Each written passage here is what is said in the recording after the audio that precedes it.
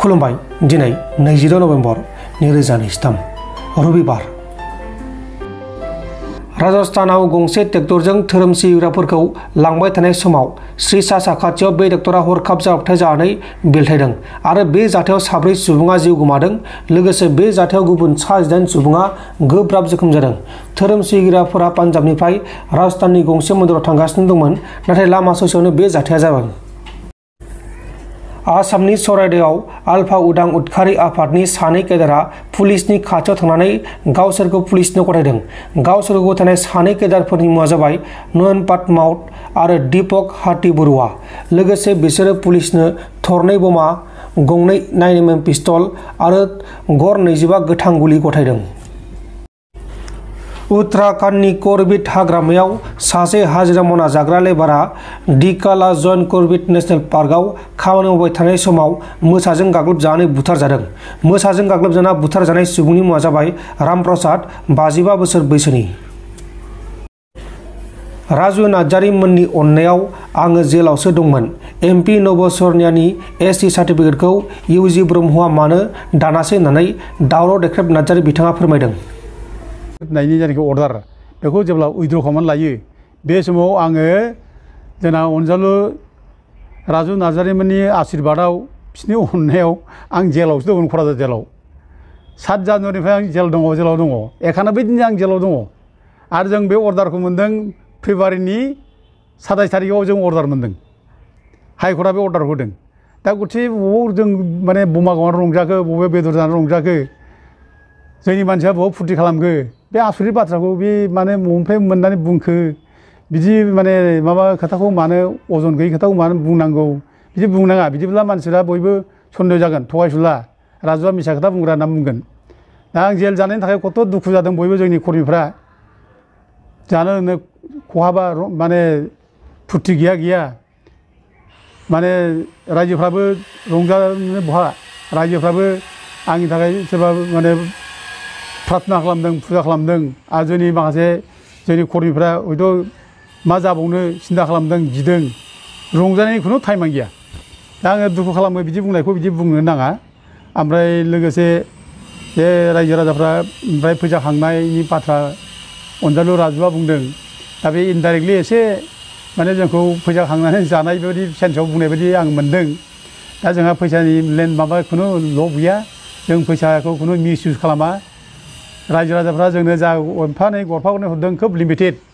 गोरिब गुन्द्राफोर हरदों जोंनो 10 थाखा, 20 थाखा, 100 थाखा सोरबा हरदों। बेयावबो जों बादा होदों जे गोरिब गुन्द्रा मानसिफोर, हाजिरा मावनानै जाग्रा, बे हाजिरा मावनानै जाग्रा मानसिफोरनिफ्राय जोङो फैसा लानो नाङा, गावस्रानो जोंनो हरनानै मा जानो, जाथिनि सेन्टिमेन्ट दं होननानै जोंनो हरसै, गावस्रानो ओंखाम रसा लांसै। बिदि पजिसन जायोब्ला खोब गाज्रि जागोन। गथिखे फैसाखौ जों बे गोरिब गुन्द्रानिफ्राय दाला, जों बे बाथ्राखौ जों बुंखादों। आरो जा फैसा मोनो जों बेखौ खोब मोजाङैनो जों बाहायो, खोब अनेस्टलि जों बाहायो। जाला लोंला जों बिदि खालामा, जोंहा बिदि हुदा गैया। आरो जोङो बे केस होनायफ्राव जोंहा बिराद फैसा थांदों, गावहानो फैसा थांदों, जों गावबागाव खरस खालामनानै जों मावदों। बेखौ जोंथ' बुंनांगौ बाथ्रा गैया, रायजोफ्रा जोंजों मावफाग्रा मिथिखाजोबगौ। दा राजु नार्जारीया मोनसे खोथा बुंबावदों जे नबसरनानि सार्टिफिकेटआ केन्सेल जायाब्ला फैगौ इलेक्सनाव जुदि नबसरनिया इलेक्सन कन्टेस्ट खालामबावोब्ला बिनि दायनिगिरिया सोर जागोन होननानै बे मोनसे कुइसन खालामनानै दोनदों आरोखि। दा बेबायदि कुइसनखौ मानो खालामखो बे आं बुजियाखै। सोर दायनिगिरि जानांगौ, मानो दायनिगिरि जानांगौ? माने बे बुंनाया जोंखौसो दायनिगिरि जागोन होनना बुंनाय बादि आङो मोन्दों। दा जों मानो दायनिगिरि जानो फालाय? जोंथ' एथ' खस्थ' खालामनानै जों मावबोबाय, एथ' गोजौ लेभेलसिम जों लाबोबाय। दा माथ्र' सार्टिफिकेट केन्सेल खालामनांगौ होमब्ला बे गेलेनो मोनला। बेनि दायथ'थ' नोंसोरसो लानांगौ। दा लिडाराथ' राजु नार्जारी भाइ मोनसे, आरो बिसोरनि माने गिदिर दङ, मन्थ्रिफोर दङ, बिसोर दायथ' लानांगौ। बिसोरसो दायथ' लानांगोन। सोरखौ दायथ' होनो माने सोरखौ रेसपन्सिबोल खालामफालाय? जों मानो दायनिगिरि जानो? बेबायदि बाथ्राखौ बुंनानै मोनसे गावनि सायावनो मोनसे कुइसन मार्क लाबोनाया बे थिग जायाखै, बे मोजां जायाखै। बिदि बुंनाङामोन। दा जिखि दाजाथों, जोबनायाव आङो राजु नार्जारी भाइखौ आं बुंनो लुबैयो जे माने आंखौ जेरै माने गोथौ जानाया मोजां होनना बुंदों, आं खोब सिरियास गोथौयै मावलांगोन। आरो दानि जानाखि सम बे समाव जों गावजों गाव थगायलायनाय गावजों गाव नासयलायनाय बे गोरिब गुन्द्राखौ दैदेननांगौआ गोरिब गुन्द्राखौ खांनांगौ बानांगौआ दिनै जेरोखोम माने रायजो राजाखौ नासयलायनाय थगायलायनाय माने खालामगासिनो दङ आरो जोंनि रायजोआव गावनि न'खराव दिनै एथ' सुखि परियाराव दिनै मानसि गावथारनाय बुथारनाय गाबुखौ जागासिनो दङ बे खेथ्रआव जोङो खमसे खम जोङो बांसिननिफ्राय बांसिन जों सिरियासलि खामानि मावलांगोन आरो गोथौयै जों मावलांगोन खामानिखौ आं बेखौ राजु नार्जारि भाइखौ बुंनाय जायो आरो राजु नार्जारि भाइयाबो नोंसोरबो गोथौ जा सिरियास जा आं बेखौ खावलायहरो आरो रायजो राजाफ्रा जाहाथे जोंखौ जोंनि मावनायाव जाहाथे आशीर्बाद होयो बयबो जोंखौ माने थुलुंगा होयो आं बेखौ खावलायो दा जोंखौ गोबां रायजो राजाफ्रा खबर लायो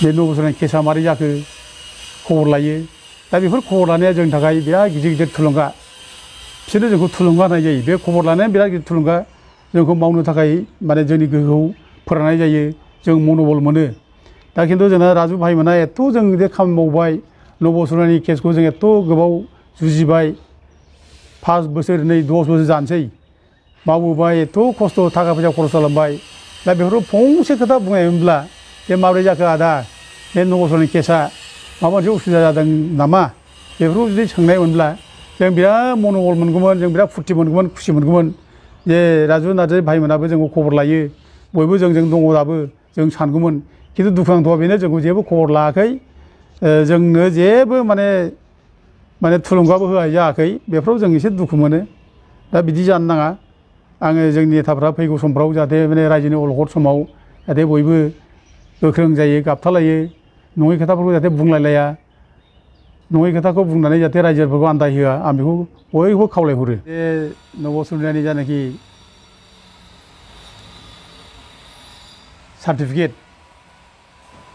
बे ट्राइबेल सार्टिफिकेट बेखौ उरखावग्रा ब्रह्मआ दाननांगौमोन बे WPTBCनि केबिनेट मन्थ्रि थानाय समावनो आं बे बुंनाय बाथ्राखौ बे राजु भाइया बुंदों जे माने उरखावग्रा ब्रह्मआ 2 मासल' दंमोन WPTBCनि केबिनेट मन्थ्रि हिसाबै 2 मासनि उनाव बे सोलायजाफिनदों रनज पेगुनोसो हरजोबदों गासैबो होनना बुंदों दा बे भुल जादों राजु भाइना बे मोजाङै गावहानो इनफरमेसन गैया आंखौसो बियो जेबो माने माबा मिथियाखै उरखावग्रा ब्रह्मआ जे 2 मासल' थादों होनना बुंदों खिन्थु उरखावग्रा ब्रह्मआ 6 मास माने WPTBCनि केबिनेट मन्थ्रि जादों बेखौ आं मिथिगौ दा बे समाव जे समाव उरखावग्रा ब्रह्मआ केबिनेट मन्थ्रि जादों WPTBCनि बे समाव जोंनि थाखाय खोब इम्पर्टेन्ट थारमोन बे समाव जोङो 9 बोसोरनि जानाखि सार्टिफिकेट बर' कसारि लानानै सार्टिफिकेट लानाय बेखौ दाननो थाखाय जोंनो बे समाव बयनिबो हेल्प नांगौमोन नोंथांमोन दिननि खौरांफोरा बेखिनिल'मोन बेखिनिसिम नायनायनि थाखाय नोंथांमोननिसिम रोजा रोजा साबायखर गोजोन्थों एसेनोसै जय बर' हारिनि